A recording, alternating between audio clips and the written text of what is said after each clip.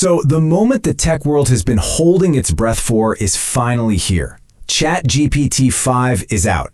It's being hyped as the most powerful AI ever built. And today, we're going to break down what that really means. Let's get right into it. Right off the bat, this is the central question, isn't it? We've been handed this incredibly powerful new tool, but with that power comes some pretty serious risk. So, should we be excited? Or should we maybe be a little bit afraid? That's the tension we're going to explore. Okay, so to really get a grip on why GPT-5 is such a big deal, we need to quickly look at how we even got here and just how huge this release actually is. I mean, just look at this timeline.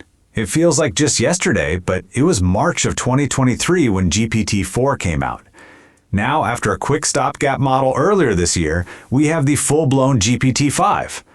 The speed at which this is all happening is, well, it's kind of mind-boggling. And this isn't some quiet launch for a handful of tech nerds. No, from day one, this thing was rolled out to over 700 million weekly users. That is a massive, massive scale. It's like flipping a switch and giving a superpower to a huge chunk of the planet. So, let's start with the good stuff. The promise. What exactly makes GPT-5 a supposed game changer?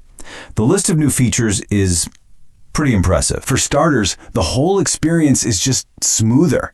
It's a unified model, which is a fancy way of saying you don't have to tell it what you're giving it anymore. It just knows.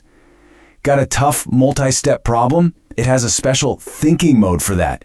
It's apparently incredible at coding, and it can understand pretty much anything you throw at it. Text, images, audio, even video.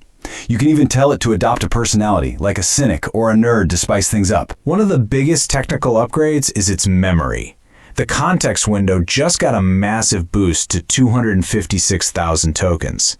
Now, to put that in perspective, that's like handing it a 200-page book and having it remember every single detail while you chat about it. It's a huge leap. So the main takeaway is simple. Compared to what came before, GPT-5 is being sold as a major step up across the board. It's supposed to be faster, smarter, more reliable, and way better at actually following your instructions.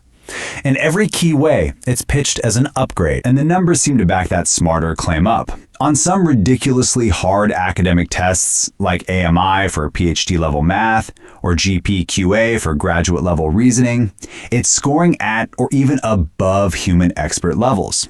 This is the hard data behind that PhD-level intelligence claim. But that is only half the story. All right, now we have to flip the coin, because for all its promised genius, there's some serious glaring cracks in the foundation. And what's really telling is that even its own creators seem, well, they seem worried. I mean, just let this quote sink in. This is from OpenAI CEO Sam Altman. He said that after testing the model, he felt useless and compared the feeling to what Oppenheimer must have felt with the atomic bomb. When the person who built the technology says something like that, you really have to pay attention. So let's revisit that big claim. PhD-level intelligence. How does it actually hold up in the real world once it's in the hands of millions of people?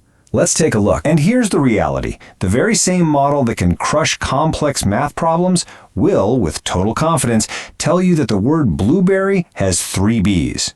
When it was asked to find U.S. states with the letter R, it didn't just misspell them, it invented entirely new ones out of thin air, like New Jeffs and Metronia. Now, to be fair, the data shows that these hallucinations, when it just makes stuff up, have been reduced a lot, especially when its thinking mode is on.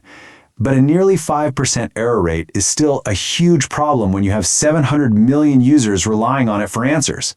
The issue is far, far from being solved. And the peril here goes way beyond just some funny spelling errors. Experts are warning that its advanced skills could wipe out millions of white-collar jobs. Its integration with your personal apps like Gmail raises massive privacy red flags. It could be used to turbocharge scams, deepfakes, and malware. And maybe most disturbing of all, despite all the safety training, it's been shown that it can still give out dangerous, harmful information on sensitive topics like self-harm. So, you've got this incredible new tool that's simultaneously brilliant and broken, powerful and deeply flawed. How do we make sense of these two conflicting realities? What's the final verdict? This table really sums up the whole paradox, doesn't it? For reasoning, It's a PhD-level genius that fails basic spelling. For safety, it's been trained to be safe, but can still be pushed to be dangerous.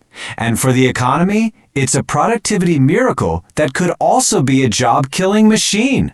It is a true double-edged sword. So in the end, this isn't just about what ChatGPT-5 can do. It's about what we, as users, choose to do with it.